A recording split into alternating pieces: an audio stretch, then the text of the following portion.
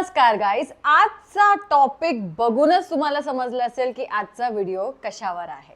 आणि ज्या मुलींना किंवा कोणालाही हे बसताना असं पसरलेलं असतं, म्हणजे हे थाईच्या वरती ज्याला आपण हिप फॅट म्हणतो, ते कमी करायचं आहे आणि होत नाही, त्यांना मी समजू शकते. कारण जेव्हा माझंही वेट वाढलं होतं, जेव्हा मीही एकदम जाड होती, तेव्हा मलाही सेम असाच प्रॉब्लेम होता. बसताना एकदम कॉन्शियस फील व्हायचं, कारण हे जे आहे ते एकदम असं स्प्रेड होतं आणि ते दिसताना पण चांगलं दिसत नाही. आणि भरपूर लोकांना हा सेम प्रॉब्लेम आहे. इकडचं हिप जे आहे ना ते मोठं दिसायला लागतं आणि पाय जे आहे ते छोटे दिसायला लागतात. बरं, कोणती आवडीची पॅन्ट पण असेल ना, ती वरती घेताना इकडेच अडकून जाते. त्यामुळे तुम्ही शॉपिंगला जाता, जीन्स आवडते, खूप आवडते, पण ती फिटच होत नाही, कारण ती वरती शिरतच नाही, वरती याच्या पुढे घुसतच नाही जीन्स. आणि तुम्ही ट्राय ही करत असाल, तुमचे एफर्ट्स टाकत असाल, मी नाही असं म्हणतच नाहीये, पण कुठेतरी तुम्ही चुकत असाल आणि त्यासाठीच आपण हा व्हिडिओ बनवलेला आहे. त्यामुळे ह्या व्हिडिओमध्ये आपण खरंच बघू की असे काय काय आपण करू शकतो किंवा काय काय असे चुकी होत आहेत, जेणेकरून आपलं हिप फॅट जे आहे ते कमी होईल आणि परत तुम्ही तुमची आवडीची जीन्स घालाल. वर्कआउट तर आपण थोड्या वेळाने बघूच, पण वर्कआउट बघायच्या आधी तुम्हाला 2 गोष्ट सांगते, हे नीट लक्ष द्या. सर्वात मेन डाएट जर तुम्ही फोकस नाही केला, डाएट जर तुम्ही फॉलोच नाही केला, तर तुम्ही कोणताही वर्कआउट करा, तुम्ही कधीच सक्सेस होणार नाही तुमच्या फिटनेस जर्नीमध्ये. तुम्हाला कधीच फरक बॉडीमध्ये दिसणार नाही.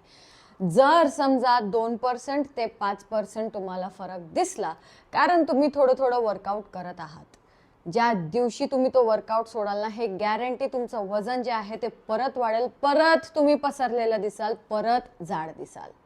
कारण तुम्ही कधी डाएटला इम्पॉर्टन्सच दिला नाही, तुम्ही कधी डाएट केलाच नाही, तर हे फक्त जे फील गुड सिच्युएशन असणार आहे ना तुमच्यासोबत, जे वजन थोडंसं कमी झालंय, थोडंसं शेप आलंय, ते फक्त टेम्पररी सोल्युशन आहे. आणि तुम्हाला हेही सांगते की ज्या दिवशी तुम्ही डाएट समजाल, कॅलरी डेफिसिटमध्ये जाल आणि डाएट करायला लागाल ना, तिथेच तुमचं बॉडी वेट कमी होईल, तिथेच तुमचं फॅट ही कमी होईल. ॲक्च्युली 80 to 90% आपली बॉडी जी आहे ती डाएटवर वर्क करते आणि 10 to 20% जे आहे ते जिममध्ये. कारण तुम्हीच विचार करा की 24 तासामध्ये तुम्ही जिममध्ये फक्त 1 तास 2 तास स्पेंड करत आहात, कधी कधी 15 मिनिट्स, कधी कधी 30 मिनिट्स, पण बाकीचे 23 तास तुम्ही किचनमध्ये आहात. तुम्ही जे खाताय ते तुम्ही बनता. त्यामुळेच बॉडी जी आहे ती जिममध्ये बनत नाही, ती किचनमध्ये बनते. कॅलरी डेफिसिटमध्ये जावा आणि मग बघा डिफरन्स. हा जो चॅलेंज आहे तो 10 डेजचा आहे. 10 डेजचं चॅलेंज ॲक्सेप्ट करा आणि मला कमेंटमध्ये नक्की कळवा, का तर मलाही समजेल की किती लोक जुडले आहेत या चॅलेंजमध्ये. आणि हो, जर नवीन असाल तर चॅनलला सबस्क्राईब करा आणि बेल आयकन क्लिक करा, म्हणजे तुम्हाला रेग्युलर नोटिफिकेशन्स भेटत राहतील. हिप्सचं वर्कआउट दाखवत आहे, त्याआधी 5 ते 10 मिनटं वॉर्मअप करा. 10 मिनटं नाही तर 5 मिनटंही वॉर्मअप करा, ज्याने बॉडीही वॉर्म राहील आणि पोस्ट वर्कआउट काही मसल सोरनेस होणार नाही. सर्वात आधी लाईट जंप करायचा आहे, एकदम पण स्पीडमध्ये नाही. हे झालं की सेकंड वॉर्मअप आपण बघू. नेक्स्ट वॉर्मअपसाठी कोणताही सपोर्ट घ्या. पाय जे आहे ते लाईट स्विंग करायचा आहे, हात ठेवू नका. 10 स्विंग करायचा आहे. Front back, front back, front back, असे 10 रेप्स करायचे आहे. परत स्विच करा दुसऱ्या साईडला, ठीक आहे. Front back, front back, front back, front back. Third warm up जे आहे, ही कोणी जी आहे ना ती अशी मागे करायची आहे. 10 पर्यंत काउंट करायचं. 1 2 3 4 5 10. उठायचं, परत बसायचं, कोणीनी स्ट्रेच करायचं आहे आपले पाय. 1 2 3 4 5 6 7 8 9 10.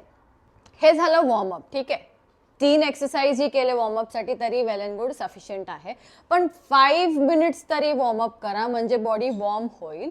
अच्छा, आता एक्सरसाइजेस बघू. पण जर तुम्हाला मी बोलली की फ्लोर एक्सरसाइज करत आहात, तर तुम्हाला असं वाटतंय की फ्लोर एक्सरसाइज करून काही बॉडीमध्ये डिफरन्स होणार आहे? नाही होणार. थोडंसं मेहनत करा, जास्त नाही, थोडंसं मेहनत करा या एक्सरसाइजेससाठी. फ्लोर एक्सरसाइजेस आपण अवॉइड करू, कारण तसंही आपण जिम कमी करत आहोत, डाएटवर फोकस करत आहोत. जे पण थोडं वर्कआउट करणार आहे ना, ते थोडंसं इफेक्टिव्ह करू आपण. फर्स्ट एक्सरसाइज जे आहे ते असं करायचं आहे, हा जो हिप आहे पाय त्याला टच झाले पाहिजेत, हे बघा. आणि टच करताना पाय स्क्वीज करायचा आहे कंप्लीट, हे बघा असं.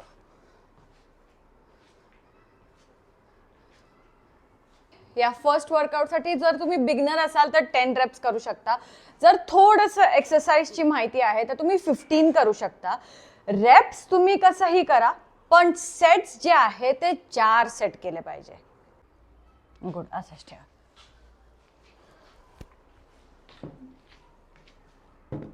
नेक्स्ट एक्सरसाइज साठी तुम्हाला लागणार आहे खुर्ची. खुर्चीचा सपोर्ट जे आहे ते लाईट घ्यायचा आहे. जास्त प्रेशर द्याल तर पुढे पडाल, असं प्रेशर दिलं तर परत मागे पडाल. त्या म्हणून फक्त हात टच करण्यासाठी ठेवा, ठीक आहे. आणि आपल्याला जायचंय सुमो स्क्वॉट मध्ये. सुमो स्क्वॉट ऍक्च्युली इझी आहे नॉर्मल स्क्वॉट पेक्षा, त्यामुळे मी तुम्हाला सुमो स्क्वॉट मध्ये जायला सांगते. हे बघा, हे सुमो स्क्वॉट गेले आणि फक्त खुर्चीला टच करायचं आहे आणि सुमो स्क्वॉट मारून वरती यायचं आहे. हे बघा,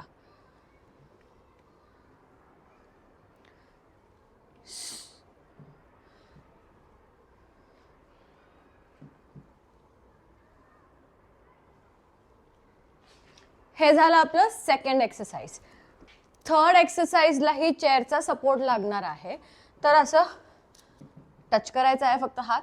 पाय जे आहेत नी थोडंसं बेंड करायचं आहे, ठीक आहे. 1 2 आणि मागे पुश करायचं आहे, डॉंकी किक म्हणजे इन शॉर्ट. 3 4 5. सेम आपण चेअर रोटेट करायची आहे आणि नेक्स्ट दुसरा पाय करायचा आहे. 1 2 3 4 5 6. ह्याच्याही 10 साइड करा आणि ट्राय करा 4 सेट्स करायला. आता फोर्थ एक्सरसाइजला थोडंसं एफर्ट्स आहे, पण प्लीज टाका. हे दोन्ही हात टच करायचे आहेत, मागे जायचं. 1 2 उठायचं, खाली बसायचं.